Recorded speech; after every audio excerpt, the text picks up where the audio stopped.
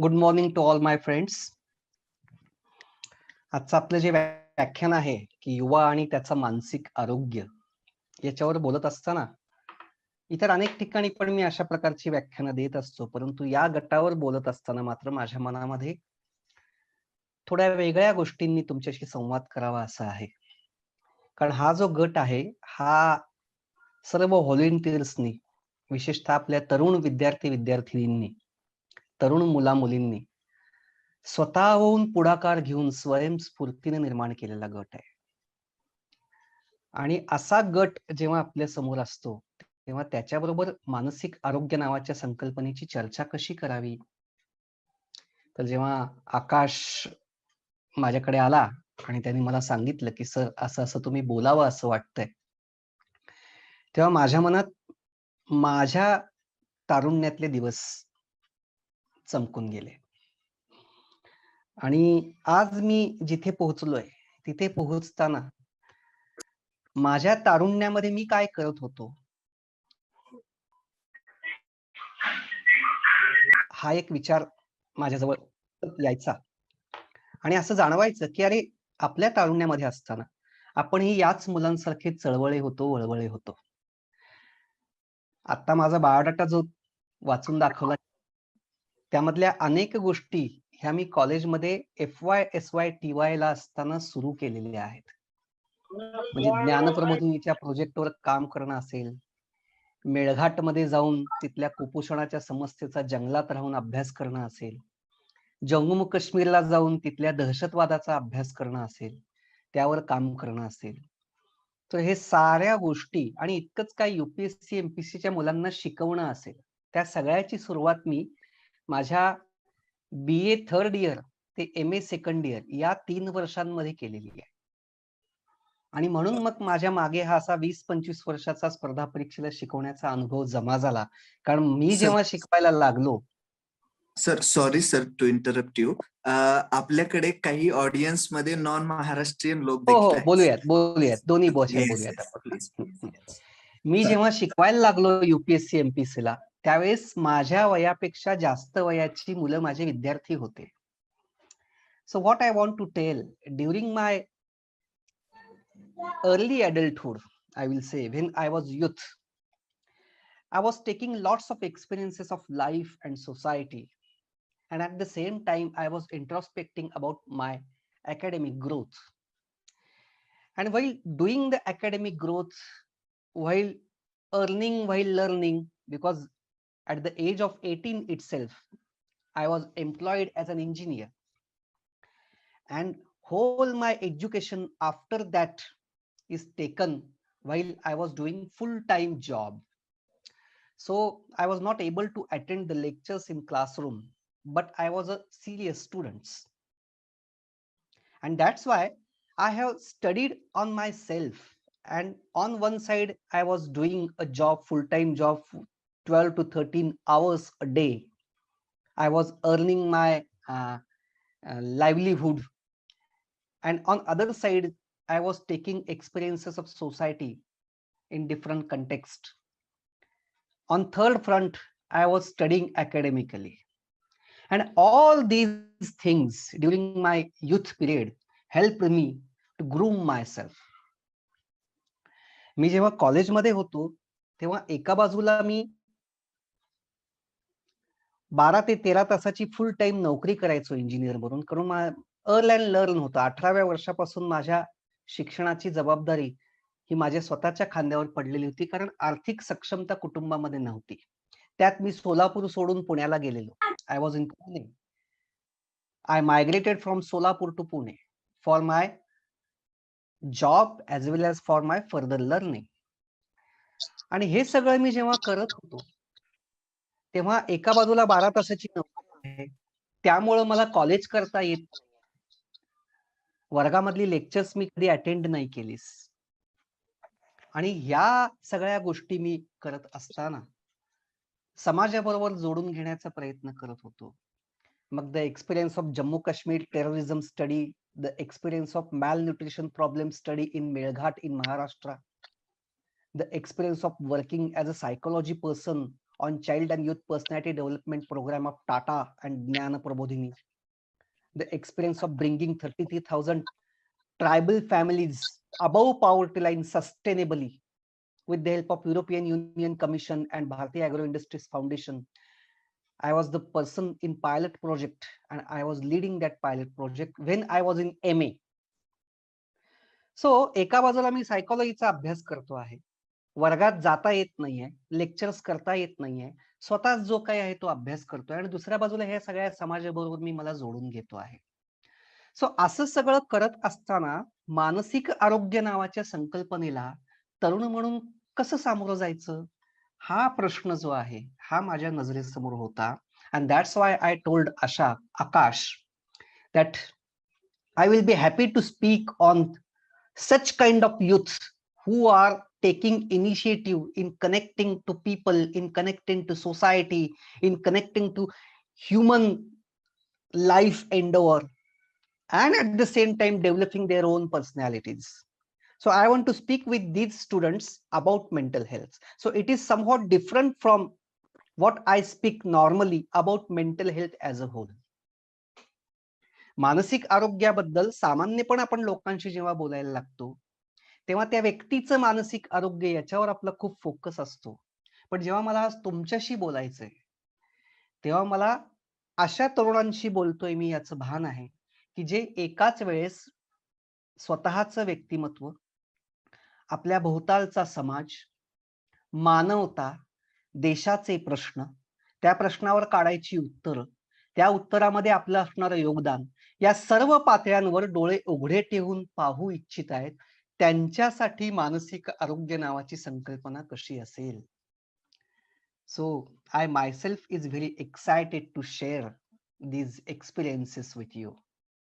आणि म्हणून जेव्हा मी तुमच्याशी बोलायचं म्हणतोय तेव्हा मला स्वतःला खूप आनंद आहे की माझ्या आतलं असं बरचसं माझ्या तारुण्यातलं जीवन हे माझ्या बरोबर असणार आहे तुमच्याशी मी बोलताना.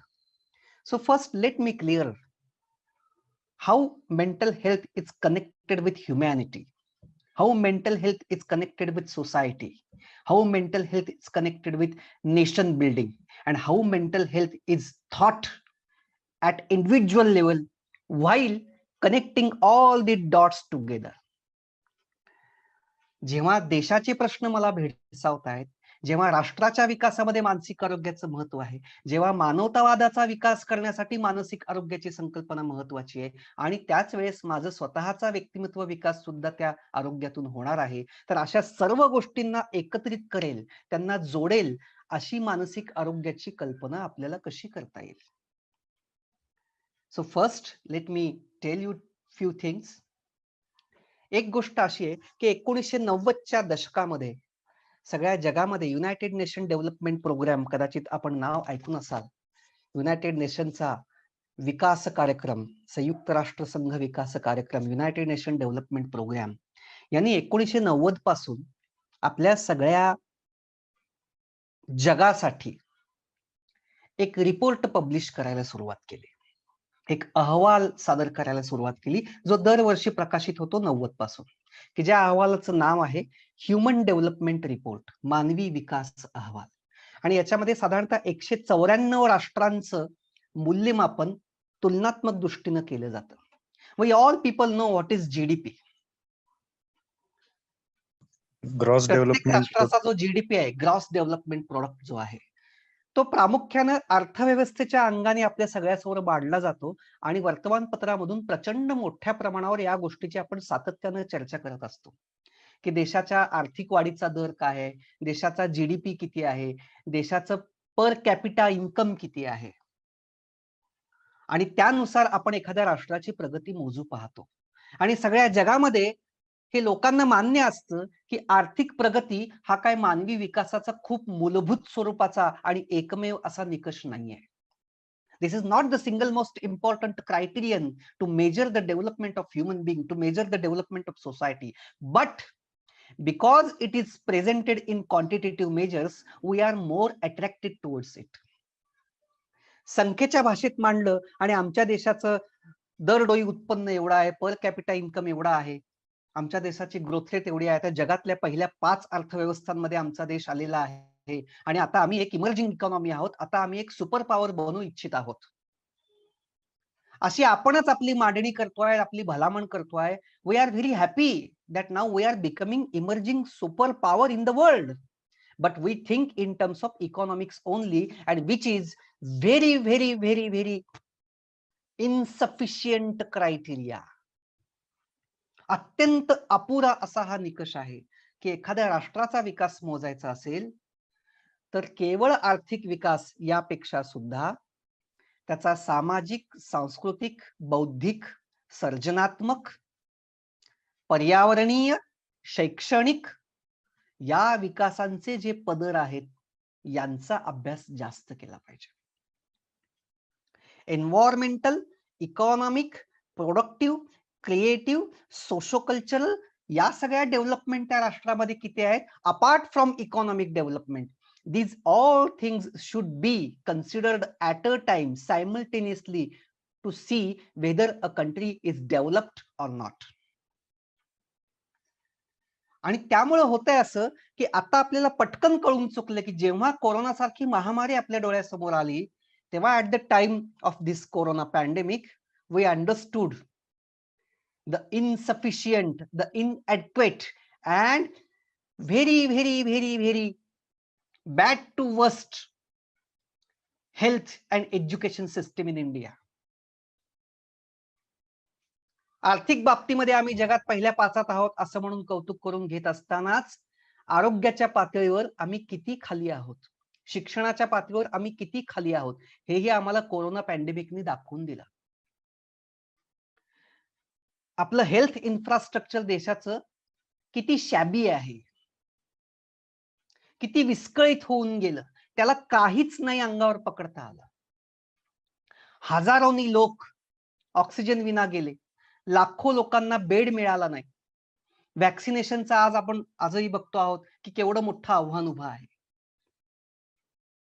सो आपली आरोग्य व्यवस्था पूर्ण कोलमडलेली आपण पाहिली. त्याचबरोबर शिक्षण व्यवस्था पूर्ण कोलमडलेली पाहिली. We are even not able to take the examination of students online. Forget about other infrastructure, providing different types of opportunities online to students and getting them equipped with understanding the concepts, with learning capabilities.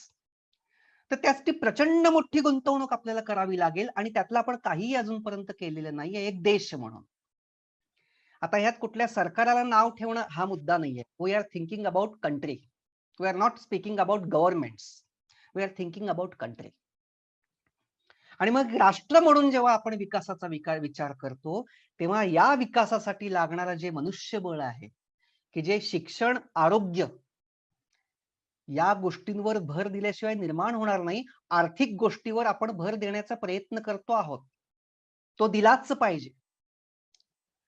So human development report जो आहे या रिपोर्टने जगाला हे दाखवून देण्याचा प्रयत्न केला की आरोग्य, शिक्षण आणि आर्थिक विकास या तिन्ही गोष्टींना एकत्रित केल्याशिवाय राष्ट्राची डेव्हलपमेंट किती झाली आहे हे नेमकं मोजता येणार नाही. आणि मग त्या ह्युमन डेव्हलपमेंट रिपोर्टचा जेव्हा आपण विचार करतो तेव्हा India crosses 100th rank. Generally India 120 to 130 च्या रँक मध्ये असतं आउट ऑफ 194.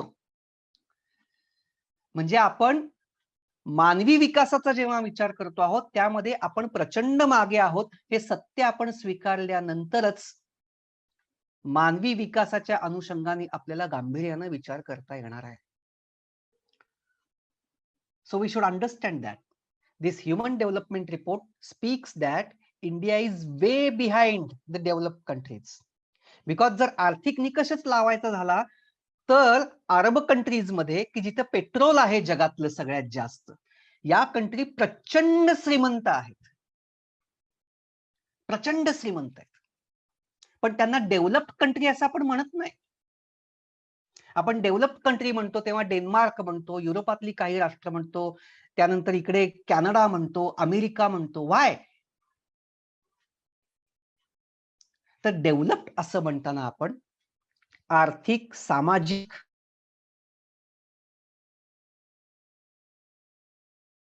शैक्षणिक अशा सर्व संकल्पनांचा एकत्रित विचार करतो आणि या सगळ्या संकल्पना जिथे उगम पावतात आणि जिथे विकास पावतात तो आपला मेंदू आहे. All these concepts, all this jargon is developed in our brain. आणि जेव्हा आपण मेंटल हेल्थ म्हणतो तेव्हा त्यातला मेंटल हा जो शब्द आहे it speaks about our brain. मानसिक विकास, मानसिक आरोग्य असा शब्द वापरतो तेव्हा ते मानसिक ही जी गोष्ट आहे ही आपल्या मेंदूशी कनेक्टेड आहे. And if we see our brain then we will understand that की आता माणसाच्या अडल्ट ब्रेन ज्याला आपण म्हणतो, सामान्य प्रौढ माणसाच्या मेंदूमध्ये सरासरी 8,600 कोटी न्यूरॉन्स असतात, चेतापेशी असतात. Our brain has on an average 86 billions, 8,600 कोटी न्यूरॉन्स चेतापेशी आहेत. And every neuron is capable of making at least 2,000 to 3,000 connections with other neurons. म्हणजे 8,600 कोटी चेतापेशी आहेत आणि प्रत्येक चेतापेशी 2 ते 3,000 कनेक्शन्स तयार करू शकते. So we can understand our brain is a super computer. आणि मग या मेंदूमध्ये ज्या ज्या गोष्टी घडतात त्या गोष्टी आरोग्यपूर्ण बनवायच्या. We should make these connections healthy. We should think about these mental processes in a healthy way. It leads to our mental health. आणि याचं महत्व याच युनायटेड नेशनच्या डेव्हलपमेंट प्रोग्रामनी जे सांगितले ह्युमन डेव्हलपमेंट रिपोर्ट मध्ये, तेव्हा 1990s नंतर जगामधल्या सर्व मोठ्या मोठ्या विद्यापीठांमधल्या संशोधनांमधून there is a consensus that the development of any country out of 100% contributions, 50% contribution is the contribution from natural resources and infrastructural resources of that country, and the remaining 50% will be the human resource of that country. So कुठल्याही राष्ट्राच्या विकासामध्ये 50% योगदान हे तिथल्या मानवी साधन संपत्तीचं असतं. माणसाच्या मेंदूत जे चाललेलं आहे त्यातून ते योगदान येतो. and that's why those countries who are having meager natural resources, still they are developed one. It is due to the ideas created, creativity suggested, productivity shown by the brains of the people. त्यामुळे ज्या राष्ट्रांमध्ये उदाहरणार्थ Japan सारखं राष्ट्र नैसर्गिक दृष्ट्या अत्यंत प्रतिकूल परिस्थिती असलेलं राष्ट्र आहे. इस्रायल सारखं राष्ट्र नैसर्गिक दृष्ट्या अत्यंत प्रतिकूल परिस्थिती असलेले राष्ट्र आहे. म्हणजे there is no natural resource available there. It is very meagre one. But developmentally बघायला गेलं तर इस्रायल किंवा Japan they are the top most rated develop countries. It is due to the. आणि मग प्रश्न असा आहे की या जाणीवेला डोळ्यासमोर ठेवून जेव्हा आजचा तरुण या राष्ट्रामध्ये काहीतरी काम करू इच्छितो तेव्हा त्याच्या मेंटल हेल्थचा विचार त्यांनी कसा करावा, त्याच्या आरोग्याचा विचार त्यांनी कसा करावा. I will give few example की या तरुणांनी आपल्या भोवतालच्या जगाशी जोडून घेत असताना ज्या वेगवेगळ्या प्रकारच्या समस्यांना ते सामोरे जातात. Different types of hurdles are there, different types of calamities are there, different types of unfavourable circumstances are there. Our youth are facing. You people are also looking at the great broader scenario and experiencing the restlessness within you. आपण आपल्यामध्ये एक अस्वस्थता अनुभवतो आहोत भोवतालचं जग बघितल्यानंतर. हिचं काय करायचं नक्की? Is it good for mental health or is it bad for mental health? If I am experiencing restlessness due to the adversaries facing by different downtrodden people, different have-nots people, There are many students, there are many friends of us who are addicted towards social media, who are addicted towards different drugs, and we are becoming restless. There are many students who are not studying seriously, who are not taking their careers seriously, and we are becoming restless. Is this restlessness good for mental health or bad for mental health? की माझी बहीण बघतो, माझा भाऊ बघतो, माझे मित्र बघतो, करिअर सिरियसली घेत नाही आहेत, जीवनामध्ये जे 24 तास उपलब्ध झालेले आहेत त्याचा योग्य प्रकारे वापर करत नाहीयेत. माझ्या आजूबाजूला बघतोय तेव्हा बेकारी दिसते आहे, धर्माधर्मामध्ये, जाती जातीमध्ये भांडणं दिसत आहेत, व्हॉट्सअप बघतोय, फेसबुक बघतोय, सोशल मीडिया बघतोय, the polarisation is happening in front of me. की हा धर्म श्रेष्ठ का तो धर्म श्रेष्ठ, या धर्माची लोक चांगली का त्या धर्माची लोक चांगली, हे सरकार चांगलं की ते सरकार चांगलं, काळ्या पांढऱ्यामध्ये सगळं जग पोलराइज होत आहे, हे मी बघतो आहे. And I am becoming restless. मला प्रचंड अस्वस्थ होतं हे सगळं बघून. So is this restlessness good for mental health or not? तर मला असं वाटतं की एक तरुण म्हणून there is tremendous energy within us. आपल्यामध्ये एक प्रचंड ऊर्जा आहे, आणि या ऊर्जेचं चॅनलायझिंग करत असताना आपल्या डोळ्यासमोर दोन प्रकारच्या गोष्टी आपल्याला दिसत आहेत. वन, एक अशी गोष्ट आहे की ज्या ठिकाणी मला असं दिसते की माझं नियंत्रण आहे. I have enough control on that situation. That zone is called as zone of comfort for my life. म्हणजे उदाहरणार्थ, मी सकाळी उठतो आणि रात्री झोपतो, या दरम्यानचा जो काळ आहे, या काळामध्ये काही तास माझे कॉलेजला जाण्यामध्ये जातात, काही तास कुठल्या तरी संस्थेला मी जोडून घेतलेला आहे तर त्या संस्थेबरोबर काम करण्यात जातात, काही तास माझे अभ्यासामध्ये जातात, काही तास माझे व्यायामामध्ये जातात. So all this things are in my control. या गोष्टी माझ्या नियंत्रणात आहेत. This is called as zone of comfort. I am comfortable here because I am able to control my environment. When I decide to do exercise, I definitely do it. When I decide to study, I definitely study. I go to college sincerely. I attend lectures sincerely. I attend certain NGO work, certain talks sincerely. So these things are definitely in my hand and I have a better control over them. That is the zone of comfort for my life. And there is other zone which is called as zone of concern. काळजी वाटते मला, कारण माझ्या नियंत्रणात काही नाहीये. मग मी बघतोय की माझे अनेक मित्र अभ्यास करत नाहीयेत, माझे अनेक मित्र असाच टाइमपास करत आहेत, माझे अनेक मित्र व्हॉट्सअपवर तासनतास बसले आहेत, माझ्या आजूबाजूचा भोवताळ जो आहे त्यात प्रचंड अस्वस्थता आहे, लोक बेकारीमध्ये मरतायत, लोकांना काम मिळत नाहीये, लोकांवर अन्याय होतोय. मग तुम्ही जीवनामधल्या अशा अनेक समस्या आहेत की ज्या समस्यांबद्दल तुमची एक स्पेशल कनेक्टिव्हिटी आहे. मग कोणाला स्त्री समस्या भेडसावतात, कोणाला बालकांच्या समस्या भेडसावतात, कोणाला रोजगाराच्या समस्या भेडसावतात, कोणाला धर्माच्या पातळीवर जे काही चाललंय समाजामध्ये ते भेडसावतंय. So there are many problems around us in society where I want to change something, but I don't have a control over those situations. So there is a restlessness. तडफड होतीये आत, त्रास होतोय आत. तो त्रास इतका होतोय की दिवसभर मी अस्वस्थ असतो, कधी कधी तर रात्री झोप पण लागत नाही. मित्रमैत्रिणींमध्ये जेव्हा मी बसतो, when I am going to talk with my friends, there are different debates, there are quarrels, there are fightings. Sir sorry to interrupt you. Please अगले 2 मिनट में कॉल एंड हो जाएगा, तो प्लीज सभी रिजॉइन होंगे अगले immediately.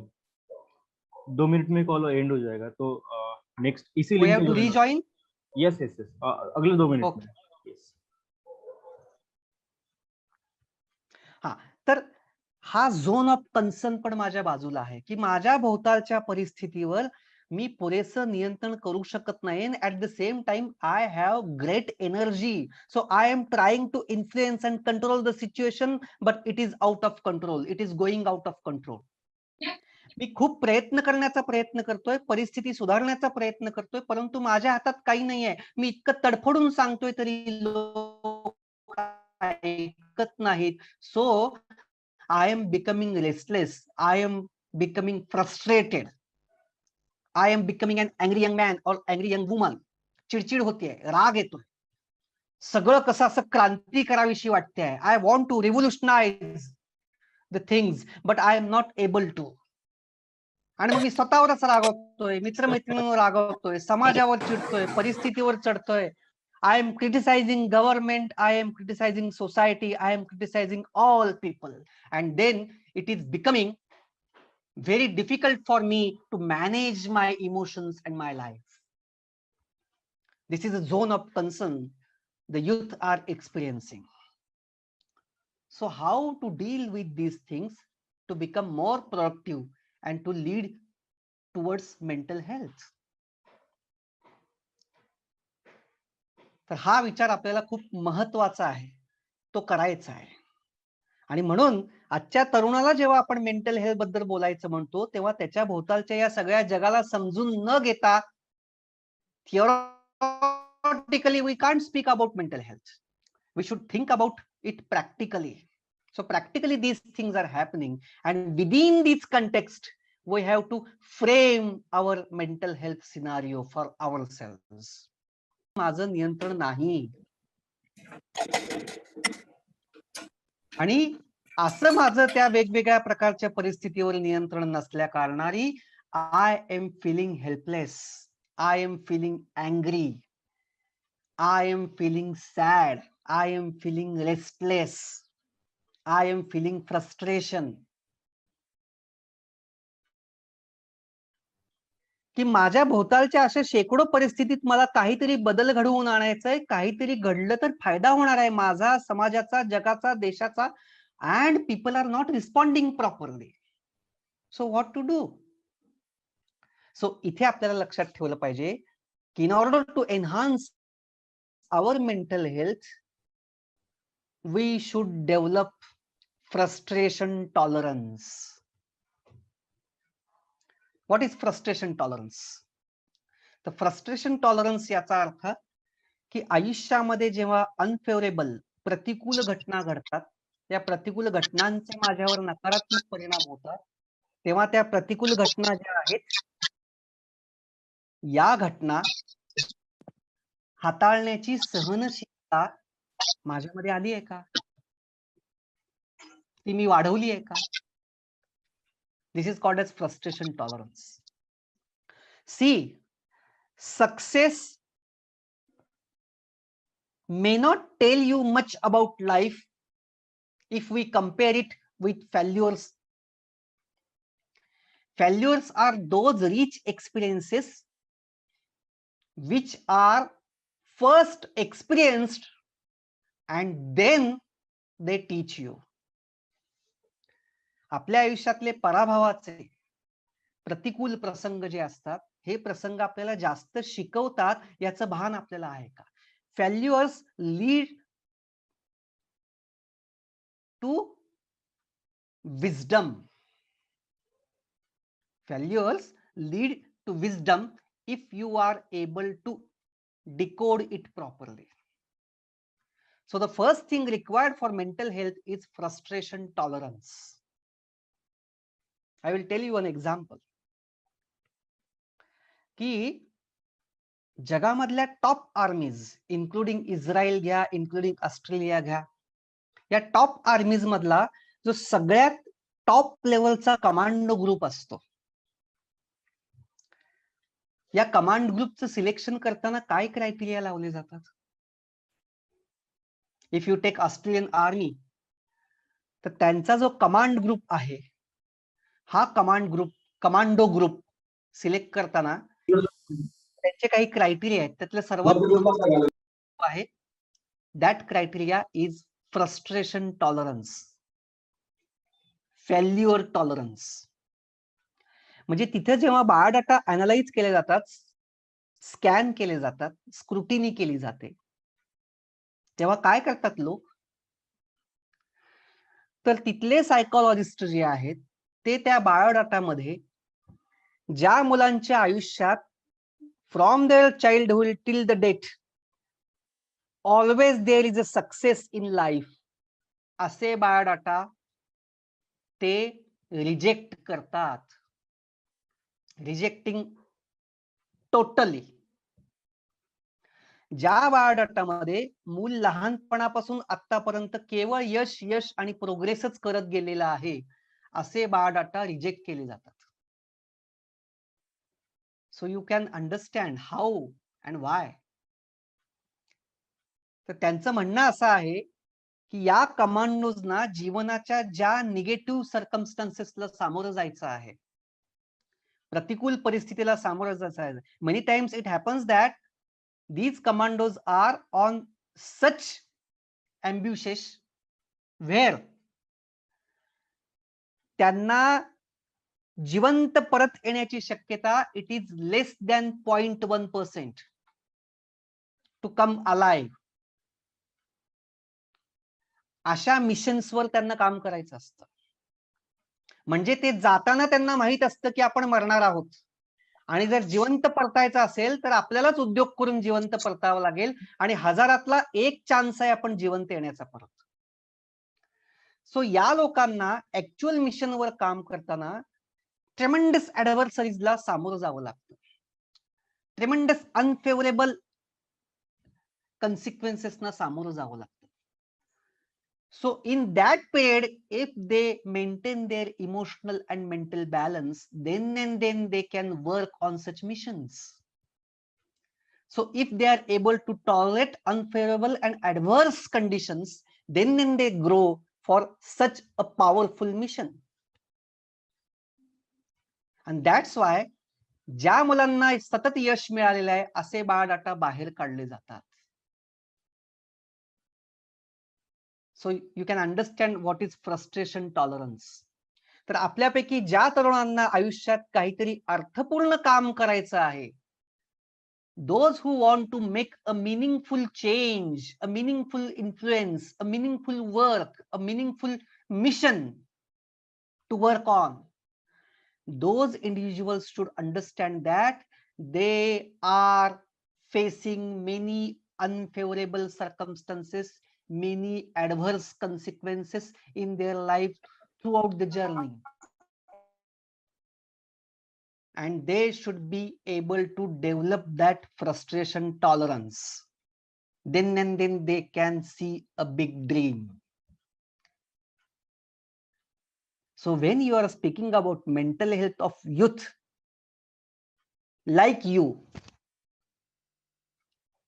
then seriously think about what is your frustration tolerance.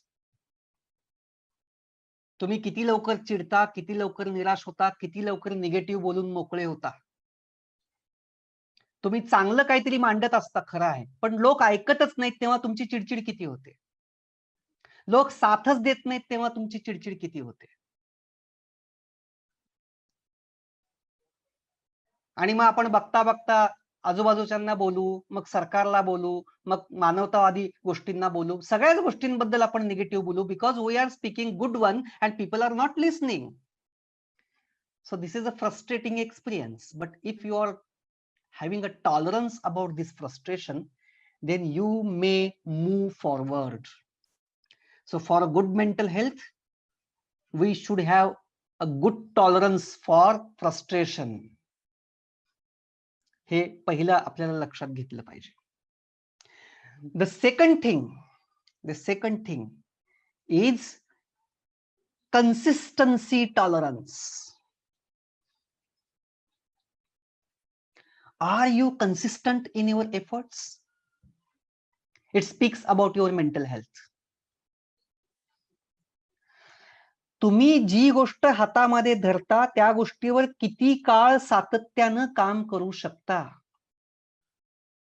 Again here, if you see, when you are doing work consistently, you are facing many unfavorable events in due course.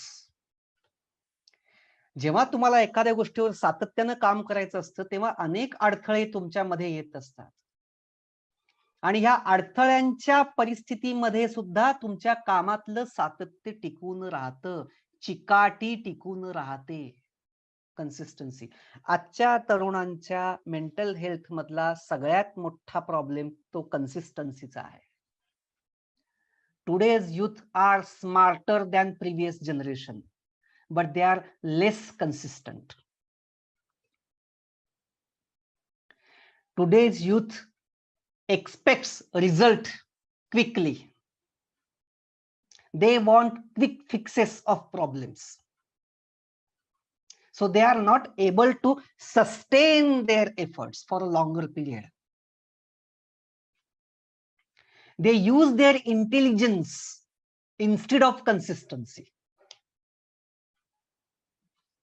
आजच्या मुलांचा सगळ्यात मोठा problem मला दिसतो तो हा की ही मुलं खूप स्मार्ट आहेत, बुद्धिमान आहेत, इंटेलिजंट आहेत, पण ज्या गोष्टींना सातत्याची जास्त गरज आहे त्या गोष्टींबद्दल ही मुलं बुद्धिमत्ता वापरून काम करू पाहतात. So they overstretch the role of intelligence in their efforts. They overestimate the role of intelligence and underestimate the role of consistency. सातत्याचं महत्व त्यांच्या दृष्टीने कमी आहे, बुद्धिमत्तेचं महत्व जास्त आहे. and that's why these people are more oriented towards presentations rather than content richness. आशयापेक्षा सादरीकरणावर भर जास्त आहे. त्यामुळे शोईझम नकळतपणे येतो. We try to influence people. We try to impress people. So impression management मध्ये आपण आपला इंटेलिजन्स खूप घालवतो आहोत. आणि then what happens? For big cause, for bigger goals, consistency is more important than intelligence. So when you are speaking about mental health, think about your consistency score. ज्याचं सातत्य चांगलं त्याची मेंटल हेल्थ चांगली. There are many researches which have shown की बुद्धिमान मानवाचा पेक्षा सातत्यपूर्ण काम करणाऱ्या माणसांनी आयुष्यामध्ये जास्त मोठं यश संपादन केलेलं आहे.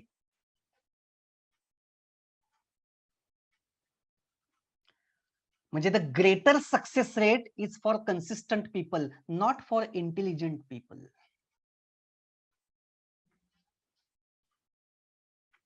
बुद्धिमत्तेमधून तुम्ही 100 प्रकारच्या कल्पना सांगाल, पण त्यातल्या एका कल्पनेला शेवटपर्यंत नेऊन ती पूर्ण अस्तित्वात आणायची असेल तर त्याला सातत्य लागतं.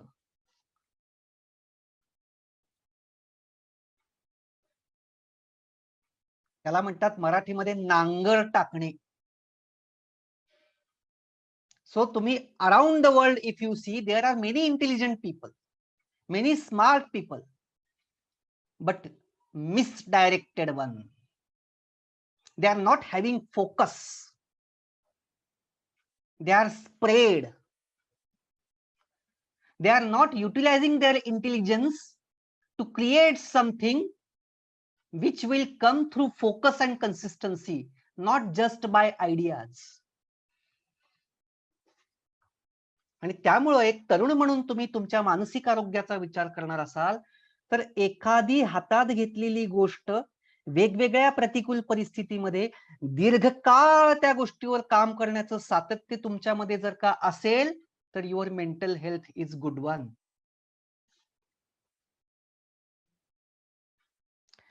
The people with average intelligence but great consistency are always successful.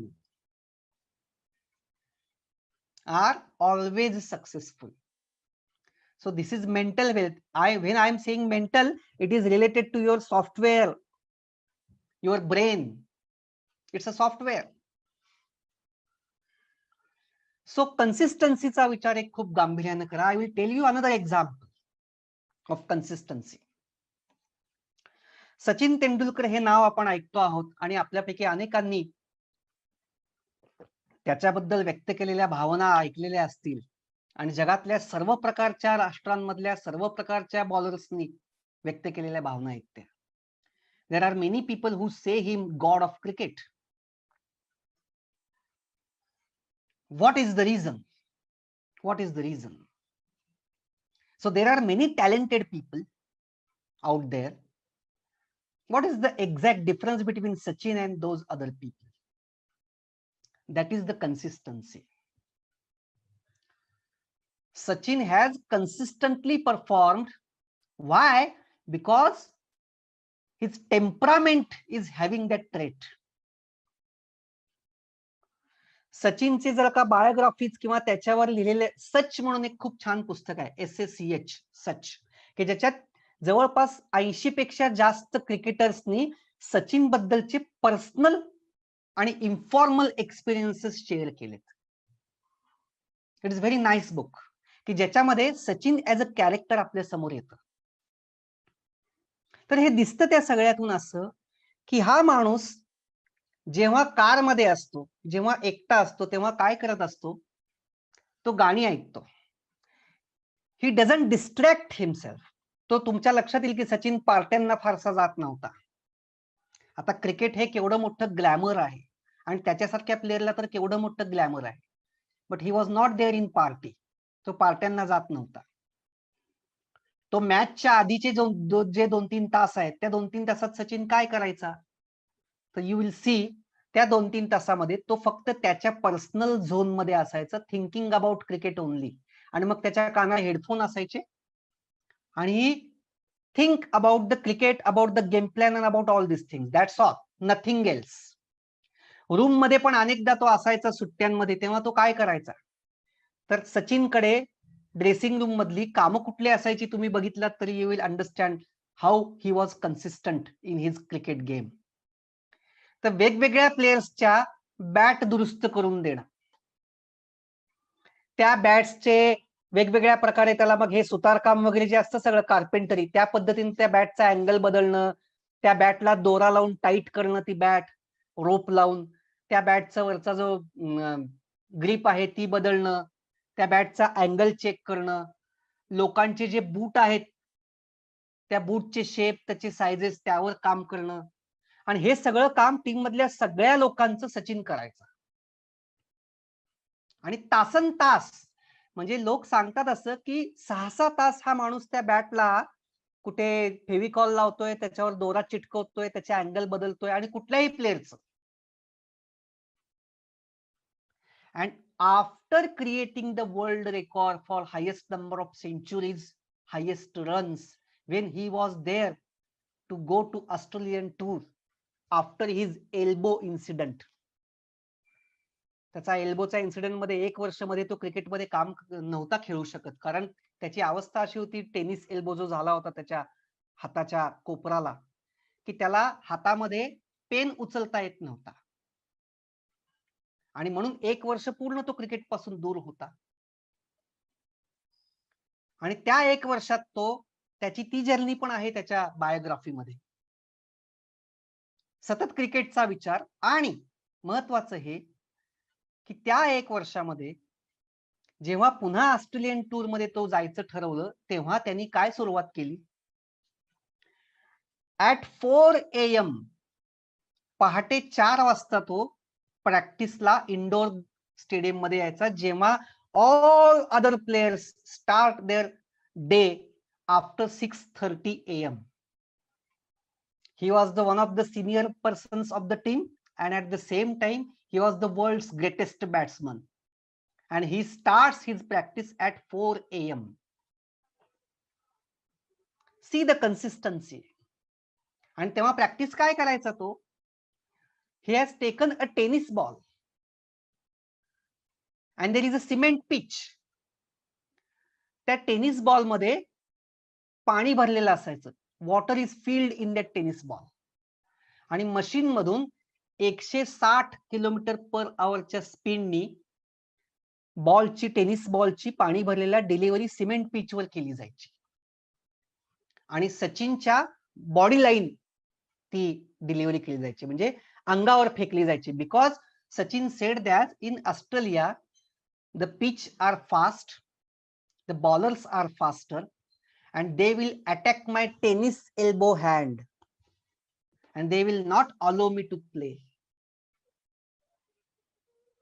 आणि म्हणून हा पहाटे 4 ते 6 160 किलोमीटर पर आवरच्या स्पीडनी टेनिस बॉल टाकायला लावायचा सिमेंट पिच वरून, की जे बॉडी लाईन अंगावर येईल. आणि टेनिस बॉल का? बिकॉज हा बॉल सिमेंटच्या पिचवर पाण्याने भरलेला बॉल पडला की पडल्यानंतर तो आणखी फास्ट येतो. आणि ही practice did for hours and hours. And this was his logic. And during that tour, he made centuries. And he shown his top game. And you know, after that, he played for India for 10 more years. So that was the consistency.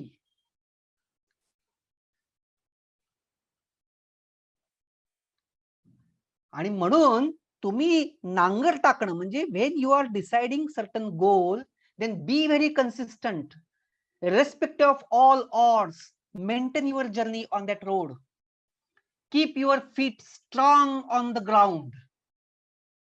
For that consistency, it leads to your mental health.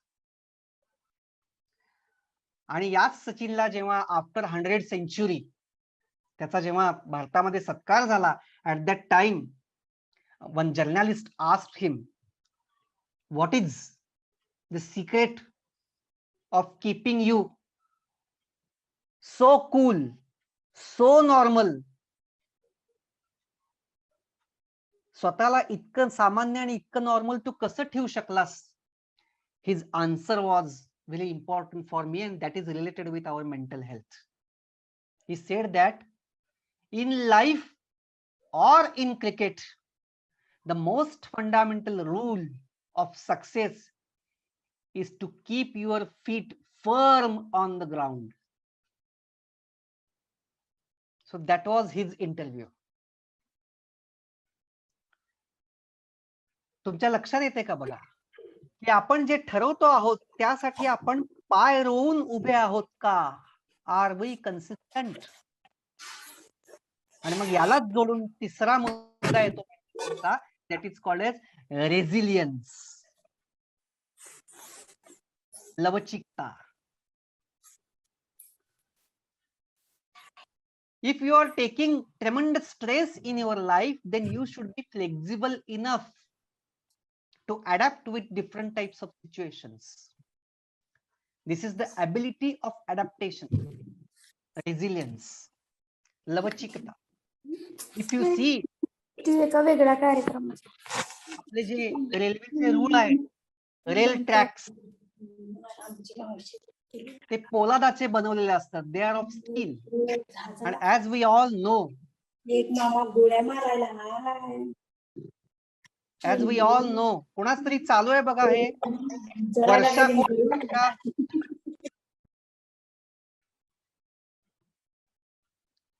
So if we see, our rail tracks are made up of steels, and steel is the most flexible metal,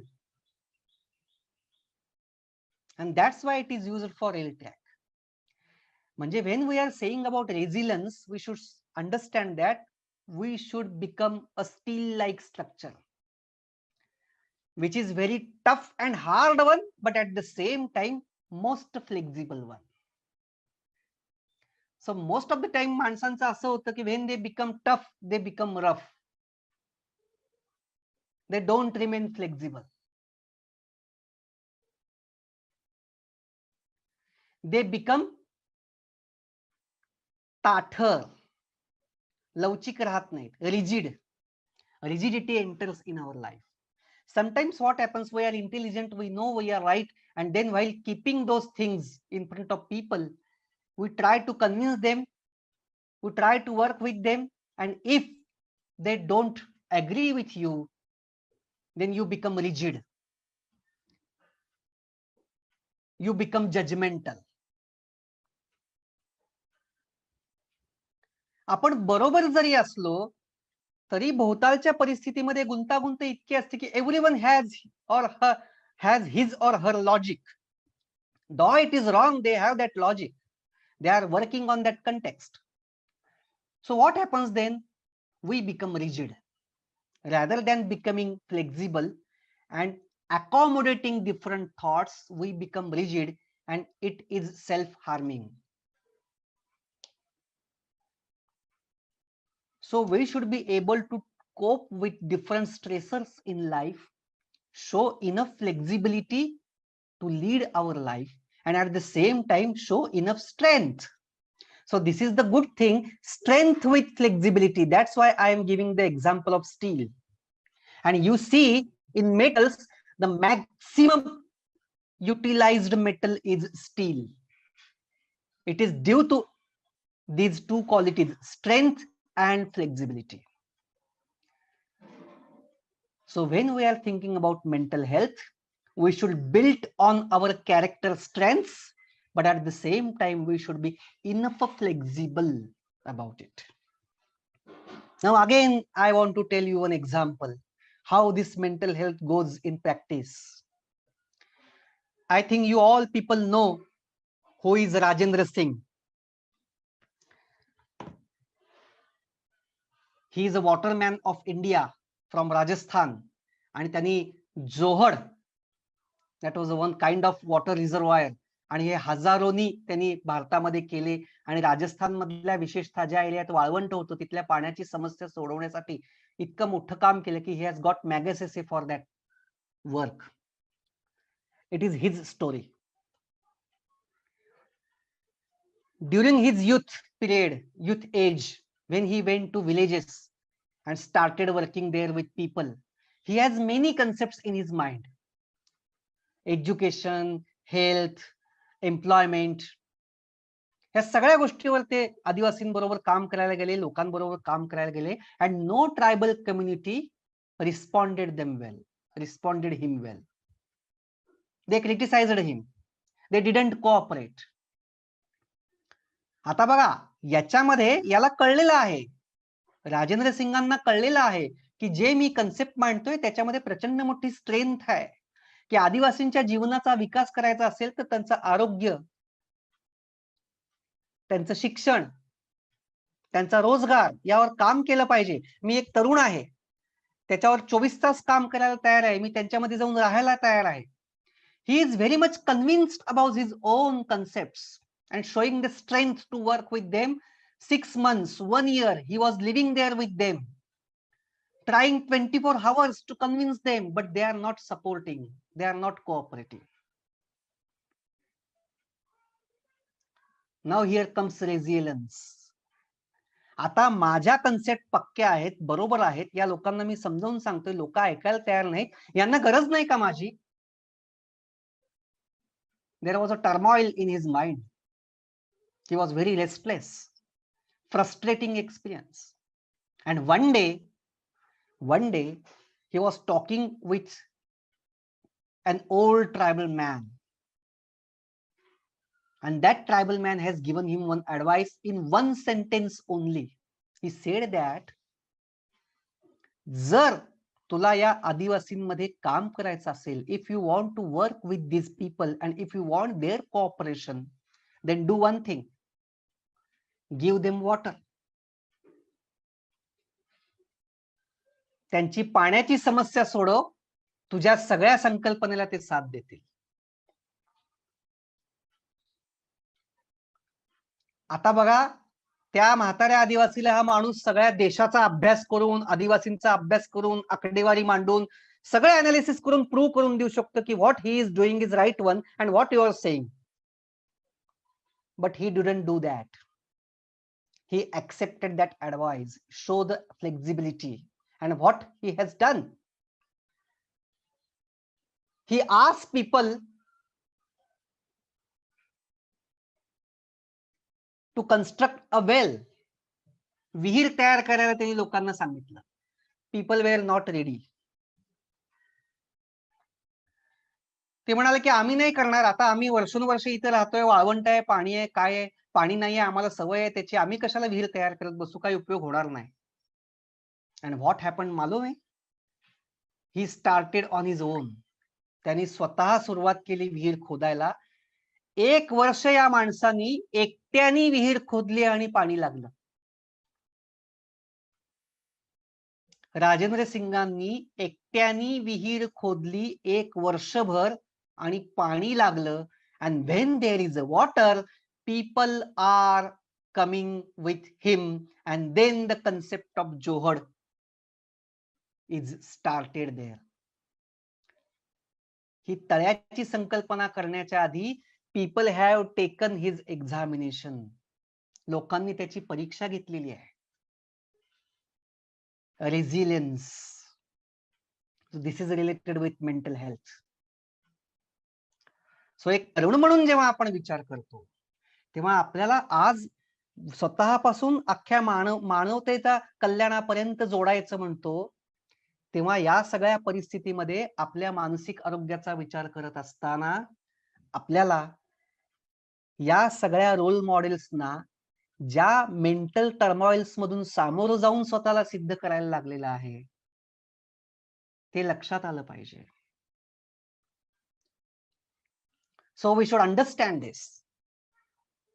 so प्रत्येक एरियामध्ये तुम्ही बघायला गेला, even in film, art, society, socio-cultural things, if you see the best example, another example of this youthfulness, this mental health is Amir Khan.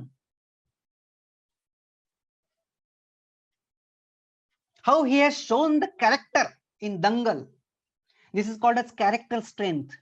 तुम्ही कोण आहात नक्की याचा शोध घेऊन त्याच्याबरोबर प्रामाणिक राहणे, that is called as conscientiousness. This is the another aspect of mental health.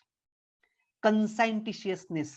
स्वतःच्या विवेकाशी प्रामाणिक राहणे आपल्या मानसिक आरोग्यासाठी अतिशय आवश्यक गोष्ट.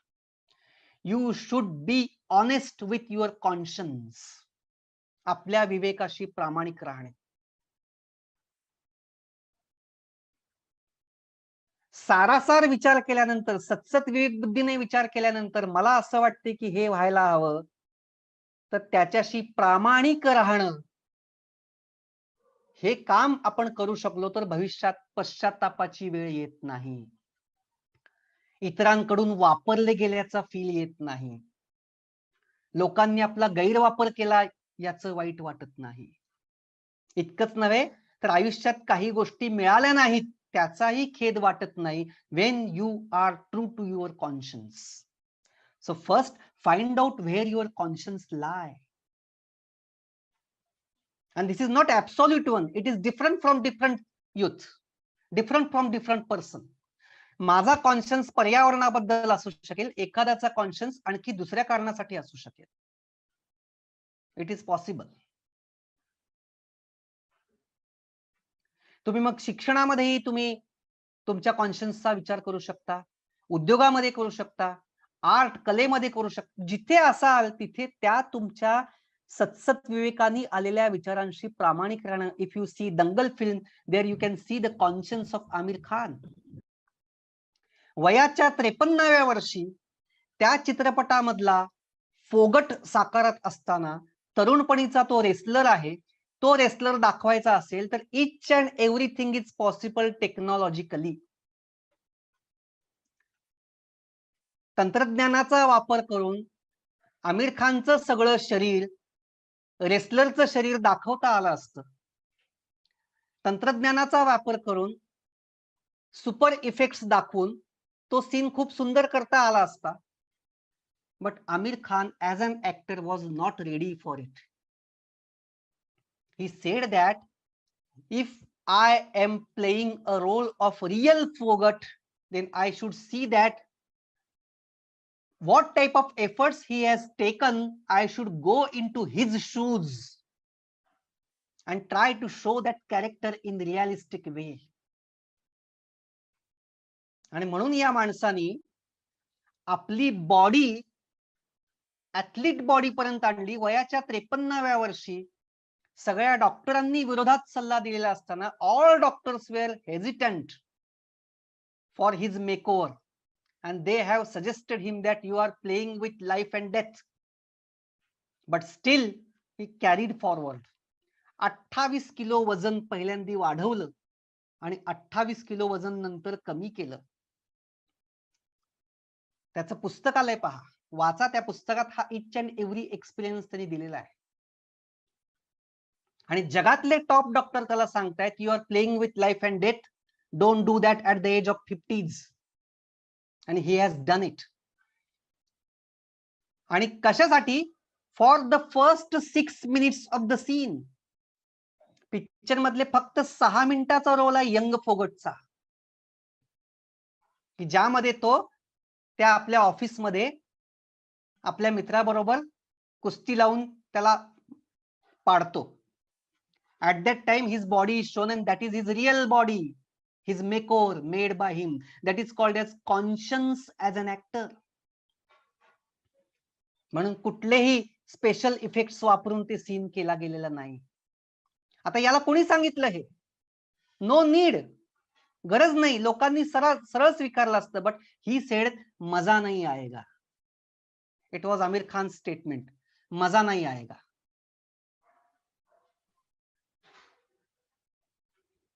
आणि मग आमिर खानच्या त्या बॉडीचे सगळे मेजरमेंट सुद्धा दिलेले आहेत बरं का त्या पुस्तकामध्ये. तर you will understand at the end of that fitness his body is become athlete's body where the fat percentage was 8% only. Aamir खानची ती यंग फोगटची जी बॉडी आहे पिक्चर मधली, ती ऍक्च्युअल बॉडी आहे. त्याच्यात फॅट पर्सेंटेज फक्त 8% आहे. ऑलिम्पिक प्लेअरचे फॅट पर्सेंटेज 5 to 10% मध्ये असतात. So now you can understand that what efforts he has taken, and the question is why. This why speaks about his conscience as an actor. आणि मग तुमच्या लक्षात येईल why Aamir Khan is mentally healthy. And then we all say that Amir Khan is perfectionist. Why?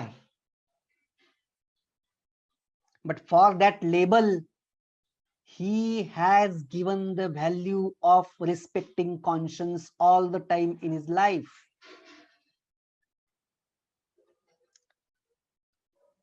The another conscience he has shown there was first when that script was shown to him, and it was read in front of him. 8 hours that script was there with him. He listened it carefully, and at that time he said that I am happy to do it, but not now, because as an artist he was saying that की आता मी म्हाताऱ्याचा role केला तर भविष्यामध्ये एक चित्रपटाचा hero म्हणून मला role पुन्हा करता येईल का याबद्दल मी डाउटफुल आहे. Because he is a star ना. There is Salman Khan, there is Shahrukh Khan, there is Akshay Kumar, all people are there. आणि if Aamir Khan says that आता मी केलं तर इथून पुढे सगळं मला चरित्र अभिनेत्याकडे जावं लागेल का? त्यामुळे स्क्रिप्ट इज गुड वन, पण कदाचित 5 वर्षानंतर मी तो करेन असं त्यांनी या डायरेक्टर रायटरला सांगितलं. आणि पुढच्या 1 वर्षामध्ये he was consistently thinking about it, की ऍज अन ऍक्टर मी हे आत्ता करावं का नाही करावं, आत्ता करावं का नाही करावं, मला हे करायचंय. And after 1 year he called them again and said that okay, I am ready to take this risk and now I feel that I should do it. आणि मग now let us see how the conscience work, how the conscientiousness work. ह्यातला जो म्हाताऱ्याचा role आहे तो आपण आधी करूयात. त्याचं संपूर्ण शूटिंग आधी केलंय. का केलंय तर ही वॉज टेलिंग दॅट की जर आपण तरुणाचं शूटिंग आधी केलं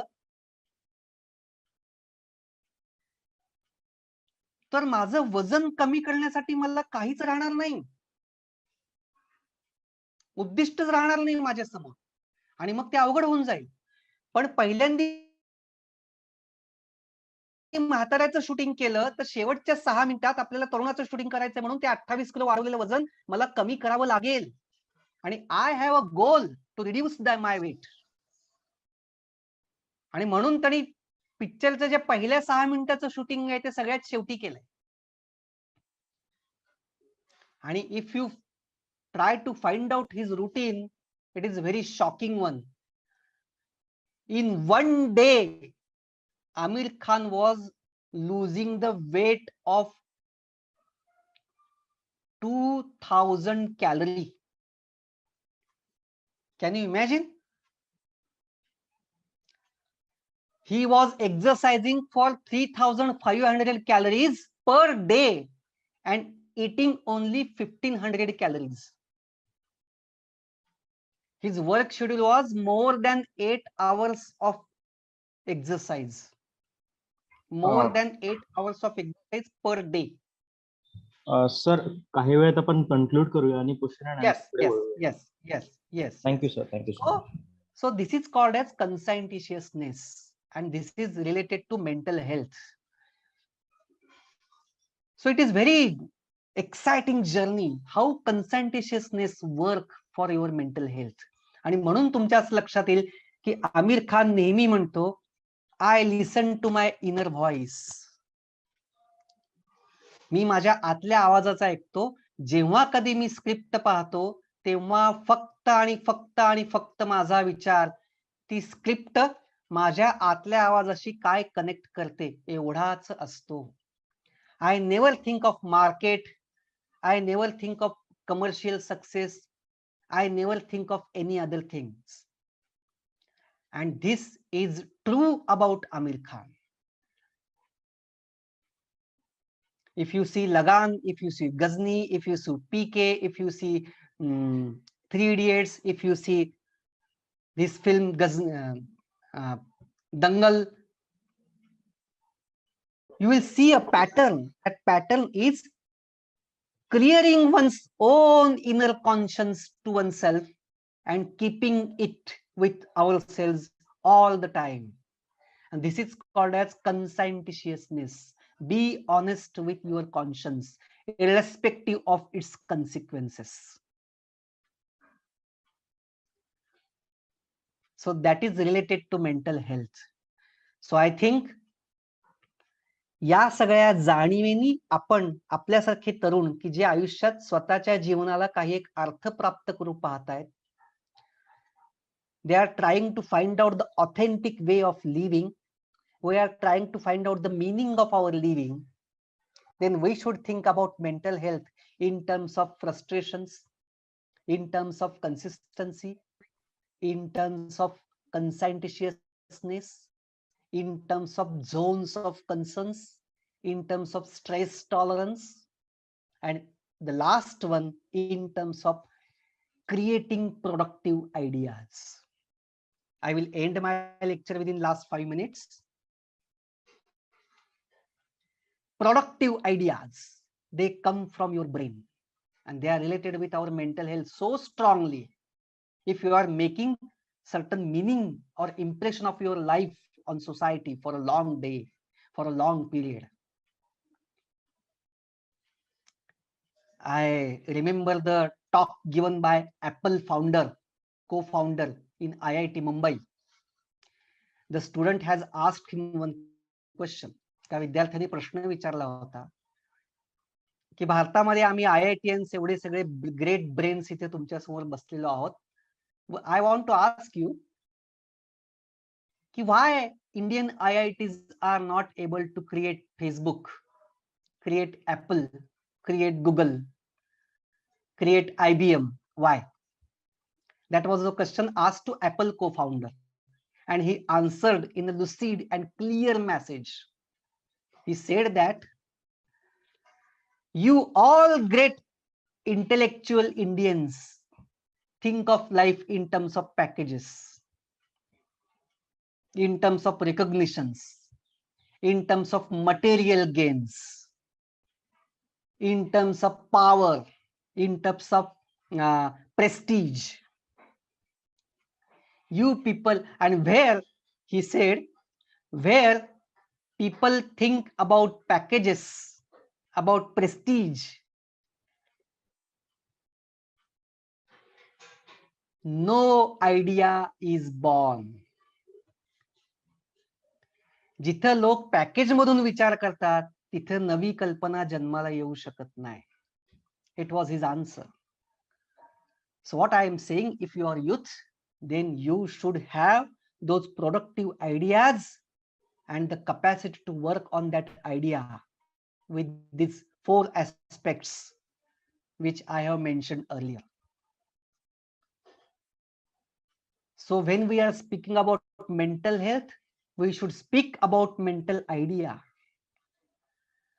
तर अर्थपूर्ण स्वतःच्या जीवनात आणि इतरांच्या जीवनात बदल घडवणारी कल्पना तुमच्या मनातून जन्माला येते का? Is there any productive idea in your brain? And if it is there, are you utilizing time, energy for this idea, cultivating this idea? मगाशी मी म्हटलं की 100 आयडिया जेव्हा तुमच्या मनामध्ये निर्माण होतात तेव्हा त्यातल्या 2 आयडिया एंड प्रोडक्ट पर्यंत जातात. आणि आयडिया जनरेट होताना 6 महिन्यात होईल, पण ती प्रत्यक्षात फ्रक्टिफाय होण्यासाठी 10 वर्ष लागतात. आणि त्या 10 वर्षांचा जो प्रवास आहे, या प्रवासामध्ये, त्या 10 वर्षांच्या प्रवासात मगाशी मी जे म्हटलं त्या सगळ्या अनुभवांना सामोरं जात तो प्रवास करायचा असतो. And this is the real meaningful mental health of youth, according to me. So generate ideas, produce them and work on them even throughout life, irrespective of different conditions and contexts. So this is the name called youth, and this vibrant youth makes country developed one, makes country achievement oriented. So that's what Human Development Report says, and the same thing is proven through research. The good book is there, McClelland's book, Achieving Society. The name of that book is Achieving Society. And here he has proven that the number of achievement oriented people actually make a country from underdevelopment to a developed status. No any other thing. The people having productive ideas, the people having achievement motivation, they create the destiny of a country. So we should keep our mental health nice by generating productive ideas. I think we all people will move towards this direction to make our life, our neighbor's life, our country's life, and this whole humankind meaningful and happy. So I hope so you people will think on it and try to mold yourself in this pattern to make our own and others' life happy. Thank you. Thank you, sir. हे पहिलं session आहे जे 1 तासापेक्षा आमचं जास्त without interruption चाललंय, आणि खूप दिवसांनी मला माझ्या एका शिक्षकांची आठवण आली की ज्यांचे तास असेच चालायचे की वेळ संपलाय, कुणीतरी तिसरा व्यक्ती येऊन सांगायचा आणि त्यानंतर लक्ष द्यायचं की तासाची वेळ संपली. असाच एक अनुभव पुन्हा तुमच्यामुळे आम्हाला या ठिकाणी मिळाला, आणि तुम्ही खूप चांगल्या प्रकारे वैयक्तिक घटकांपासून तर जागतिक घटकांपर्यंत कसं आपलं मानसिक आरोग्य वेगवेगळ्या संबंधाने संबंधित आहे याचं खूप छान मान्य केले. आम्हाला आमच्या आयुष्यामध्ये वेगवेगळ्या गोष्टी करण्यासाठी हा समाज एक चांगला सृजनशील समाज आणि सगळ्या ह्युमन काइंड साठी एक चांगलं जीवन देणाऱ्या व्यक्तीमध्ये जाण्यासाठी आम्हाला मदत करेल अशी मला आशा आहे, आणि जे काही ऑडियन्स आपल्याला लाभलेले तेही याच्यावर चिंतन मनन करतील अशी मला आशा आहे. आपल्याकडे काही क्वेश्चन आलेले नाहीत, त्यामुळे आपण वेळही भरपूर झालेला आहे, त्यामुळे आपण इथेच थांबूया. Thank you so much sir. Thank you so much. Thank you. Okay, thank you.